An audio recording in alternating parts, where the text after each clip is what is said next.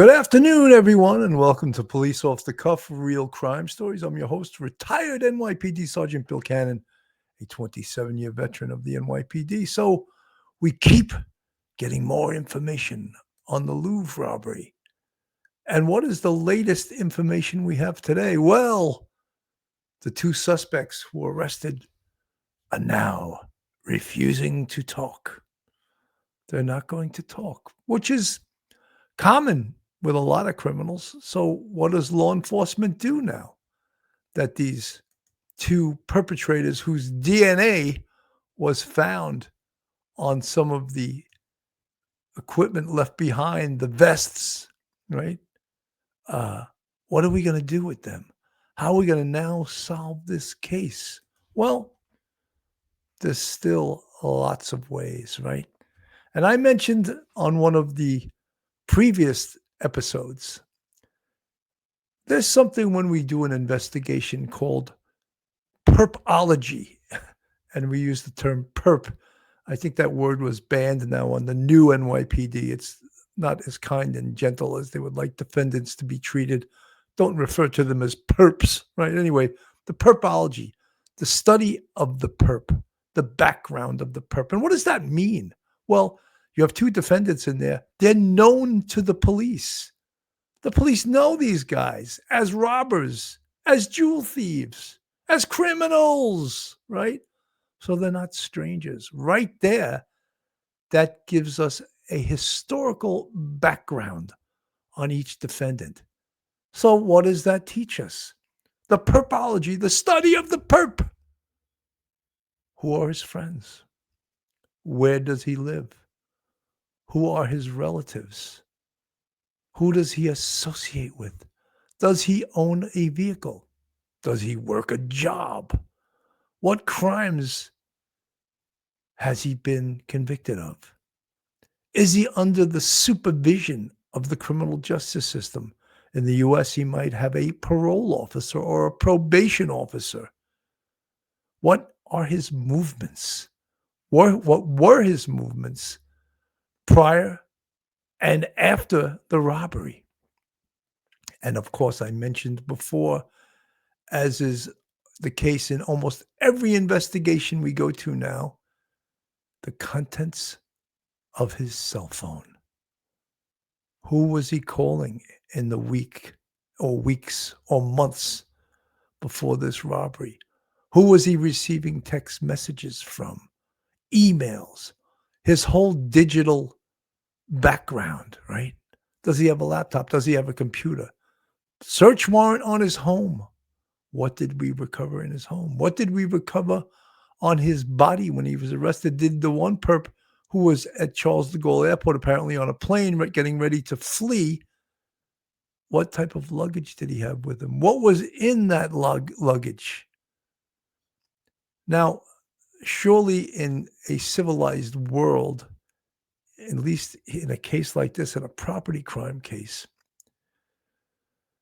they're not going to use waterboarding. That would be illegal. They would destroy the case. One of the biggest goals in this investigation right now, that they have two of the perps, is to get the other two perps and figure out in this investigation who else was involved. Was this an inside job? Did someone that worked at the Louvre help these perps, these two perps? Is there a larger criminal enterprise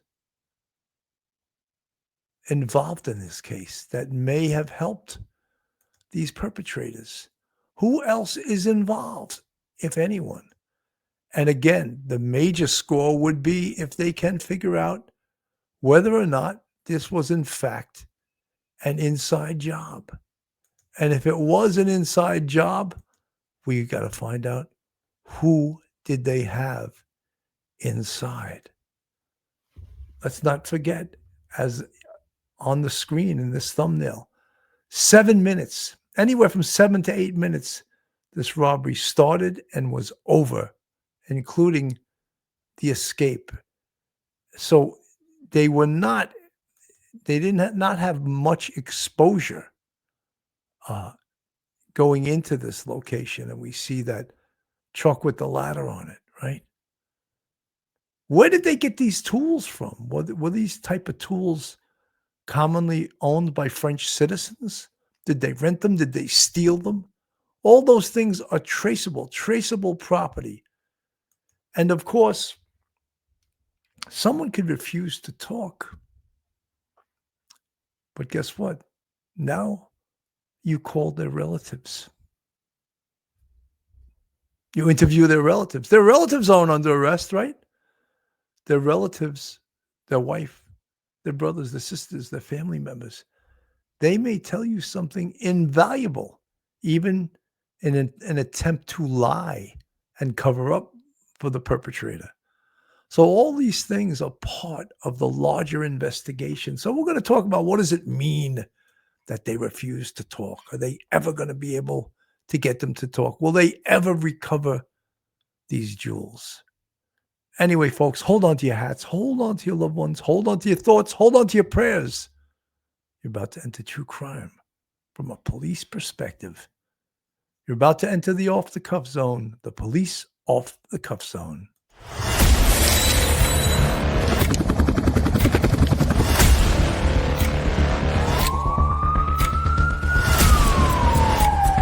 There has to be some common sense. They were the ones who called 911 to get him help, and now they're calling for change.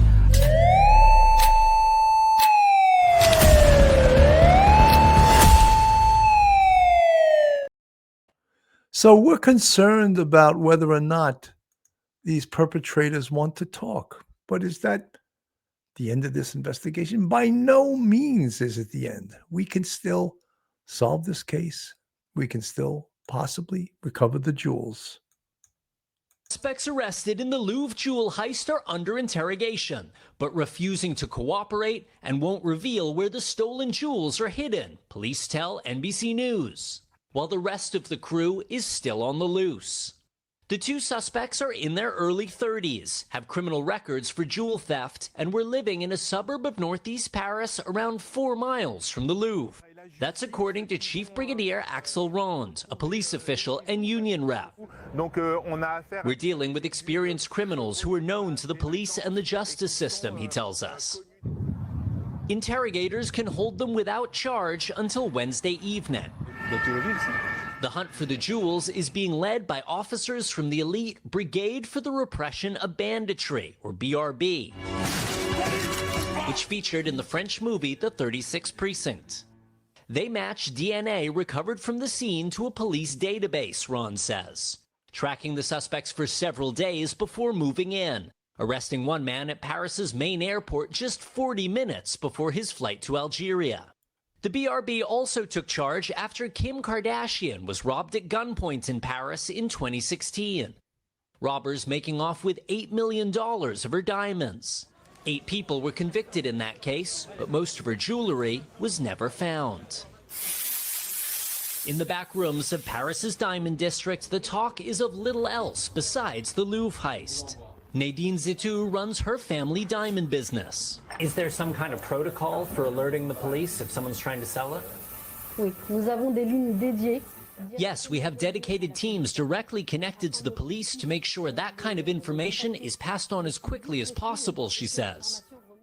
Investigators will need every scrap of information they can as they race against the clock.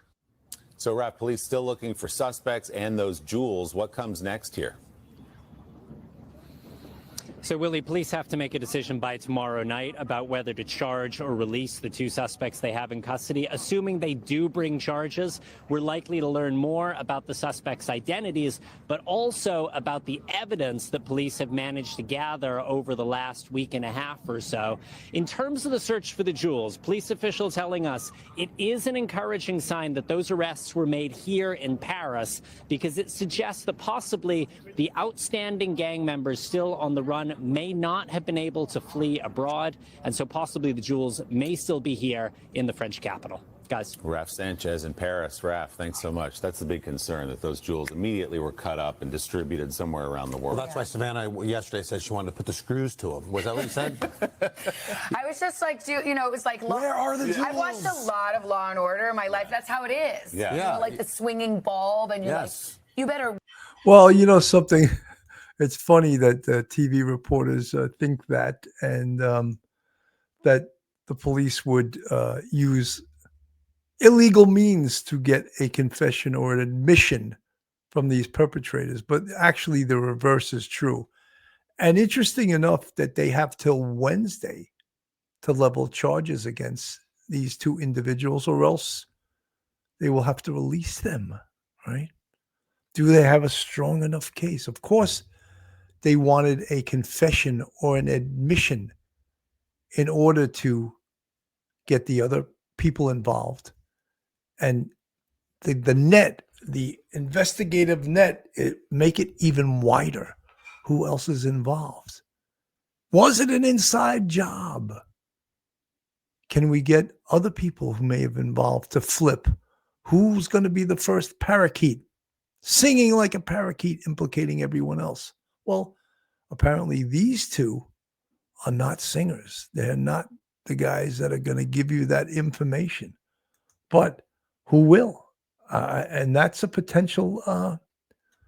That's a potential thing when they widen the net, that other people implicated in this case will perhaps give the police the necessary information to A, arrest more people, and B, recover these jewels. And priceless jewels from the Louvre. Police nabbing one at his home in a Paris suburb, the other at the airport, saying both had immediate plans to leave the country.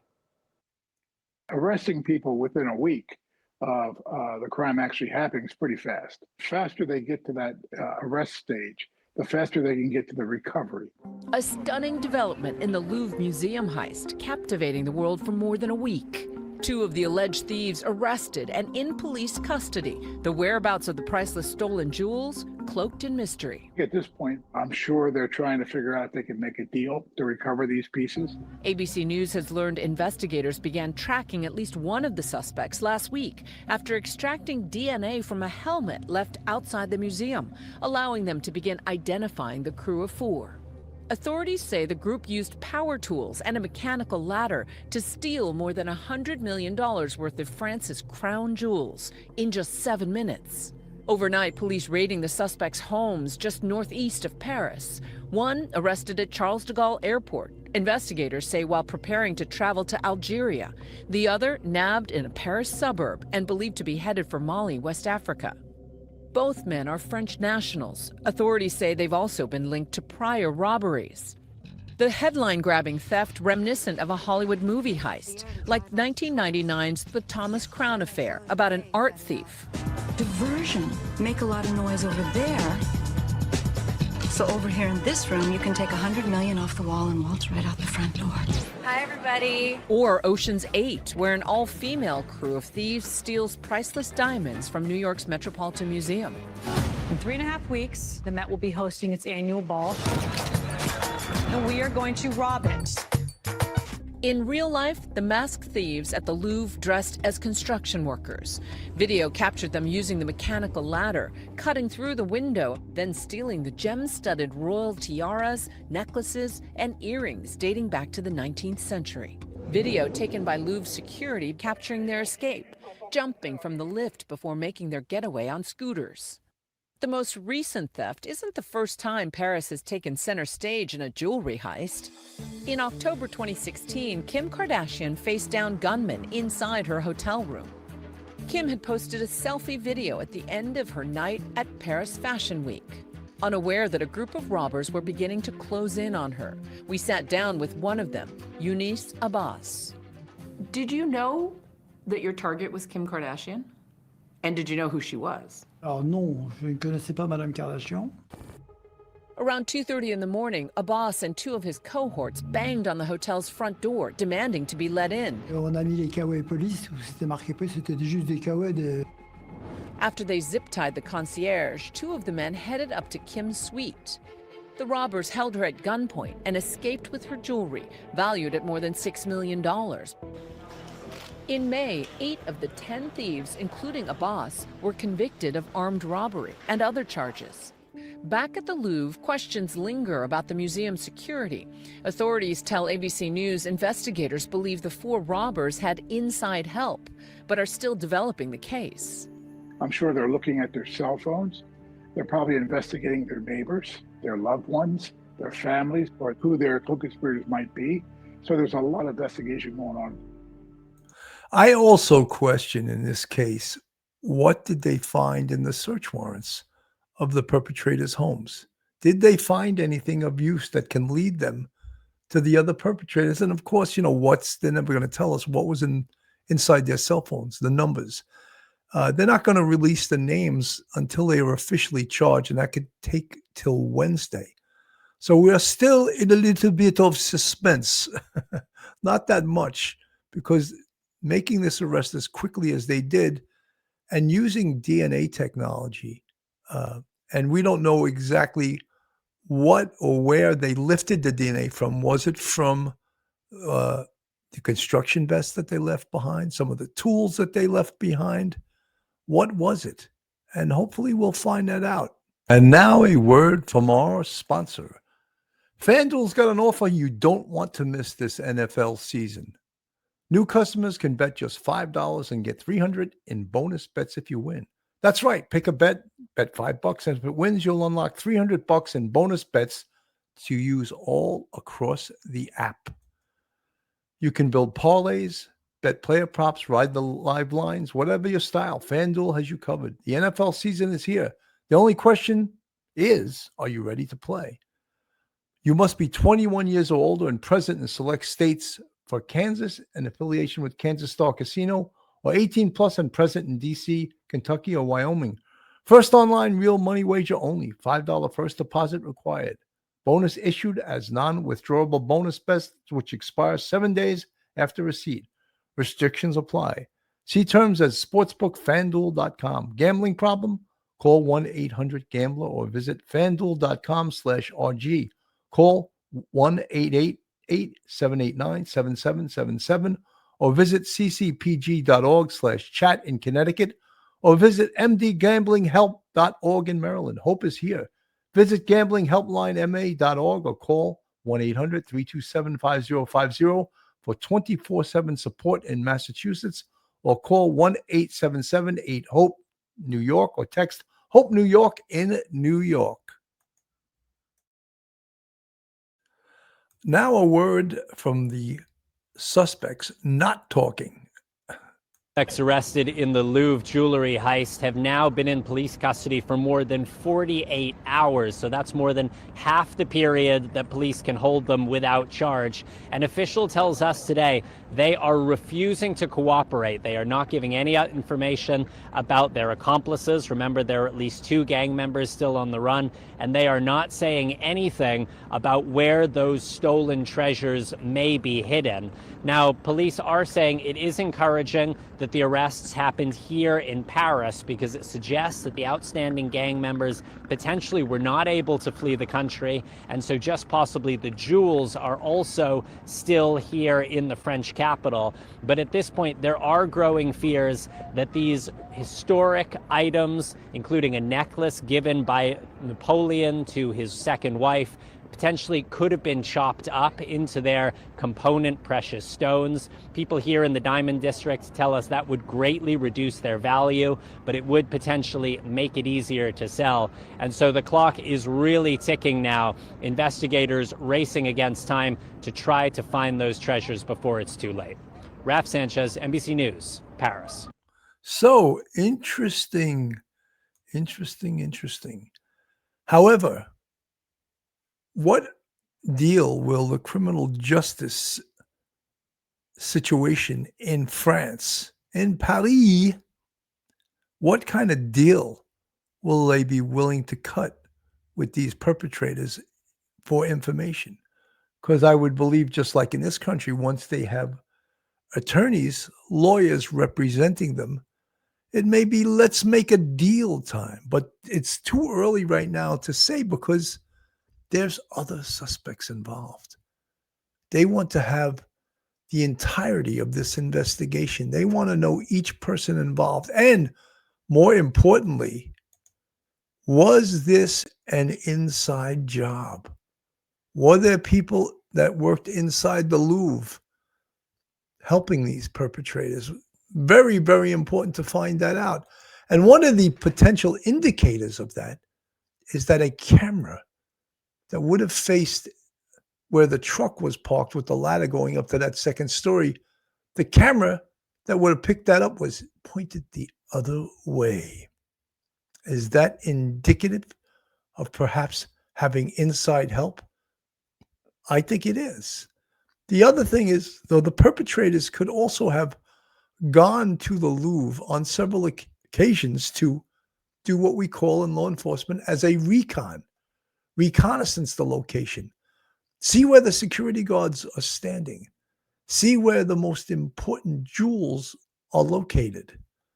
See how the tourists that are checking out that location, where are they mostly? What are they looking at? Where are the crowds going? What are the entries and exits of this location?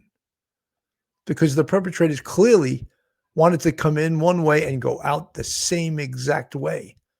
At least that was their plan. So it was indicative of a recon, of checking out the venue, right?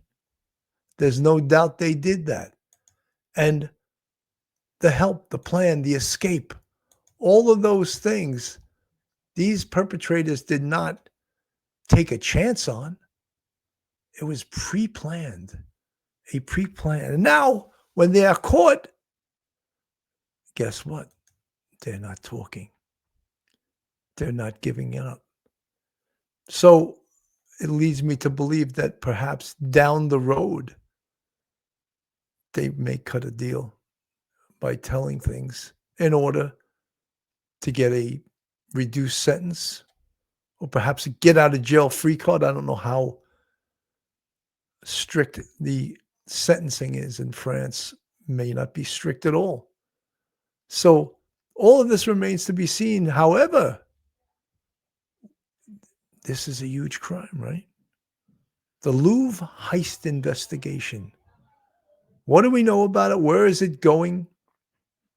Will they catch the other perpetrators? And seemingly the most important thing to everyone in France that's involved, that loves the history of France and the history of these jewels, wants these jewels to be recovered so their country can be whole again and get the crown jewels back. Seemingly that everyone is demanding, get the jewels back. I'm Bill Cannon from Police Off the Cuff, Real Crime Stories. Have a great day, everyone, and God bless. One episode just ain't enough.